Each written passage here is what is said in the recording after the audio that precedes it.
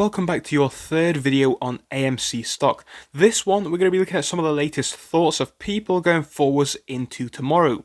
Some of this is interesting. We've heard a lot of stuff today, a lot of rumours, and again, everything in this video is not guaranteed to be fact. It is all just alleged, as this is just a look at some of the hottest rumours when going into AMC for tomorrow.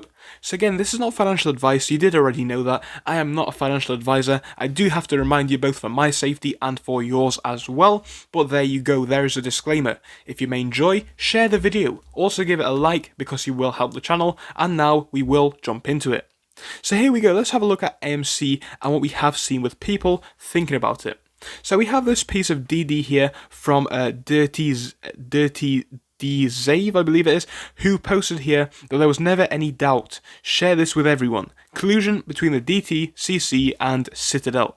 So you've heard about this Apex legal proceeding, obviously about this whole thing, and the potential for collusion between these two entities.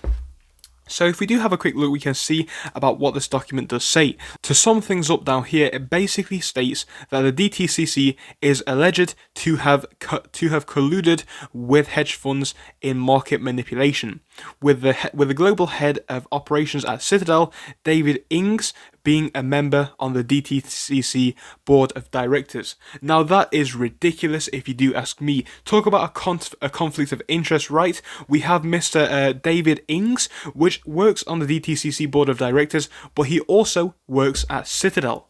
We'll talk about that. Isn't that very interesting? He's basically a person with a lot of influence and power, and obviously he is apparently working for Citadel. Obviously it's all just alleged and not guaranteed to be fact for legal reasons, but there we go. I do find that to be something which we should all pay attention to when looking at this whole situation. This is like, it's too good to be true, not in a good way, but in an interesting way. It's like you couldn't even make this stuff up if you tried to, but you know what, it gets more and more interesting to watch.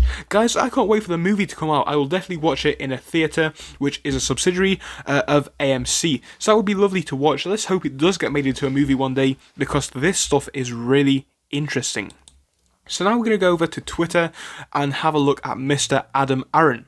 He has posted here on his Twitter that basically, as of June the 2nd, AMC had 501,780,240 total outstanding shares. AMC's number of shareholders in the United States and abroad has increased to about 4.1 million, and you own more than 80% of AMC. So again, people are saying, why has he said 80%? It's kind of true, it does make sense. Why has he said 80%? But obviously it is potentially much higher, when you'll find out when we do the maths in just a moment. Anyway, while some of you own more and some of you own less, the average stock holding for AMC is about 120 shares. So fortunately, due to the magic of the internet, people have already done the maths for us. We're going to scroll down and have a look at this right now. So I will just refresh the tweet because I already highlighted something which I find interesting. We'll have a look at that in a moment as well. But yes, let's have a look at what people are saying and the maths behind this. So basically, if we scroll down, we can see that we apparently own 492 million, or 98% of the float. Now, do things add up to you guys? I don't know, it does sound interesting. Obviously, like I said, it does say 80%, but now it is saying about 98% when we do the simple maths. So I do find that to be kind of confusing, but there we go when looking at AMC. Clearly, they do have a lot of ownership from people like us, the retail investor, and this is a big deal. Guys, we do own the float already. 98% is not anything to be laughed at. It is obviously the majority of the company. Now, don't get me wrong, there are still a few other shares out there, and again, there could be some fake shares out there people are hinting to, and one thing which I want to know, because I genuinely don't know, so if people do know down below, please do tell me. What I'm finding confusing right now is, where is this share count about? So some people say it's United States and Canada only. Some people say certain countries, but not all people were counted in. I am not sure. Do you guys know? If you do, please tell me down below.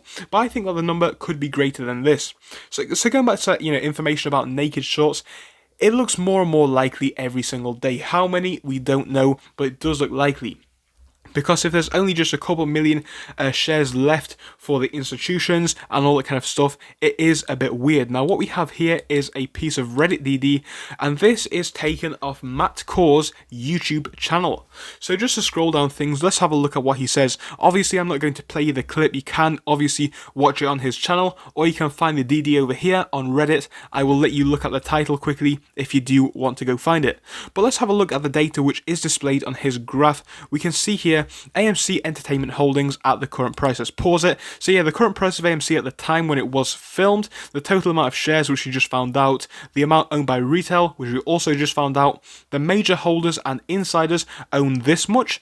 The short interest is apparently this much, which is about 100 million as well, and the insiders own this much. So let's just do some simple maths, courtesy of Matt Kors, thank you very much.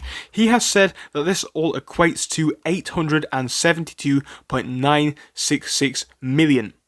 Let's do some simple maths. 501 million minus 872 million.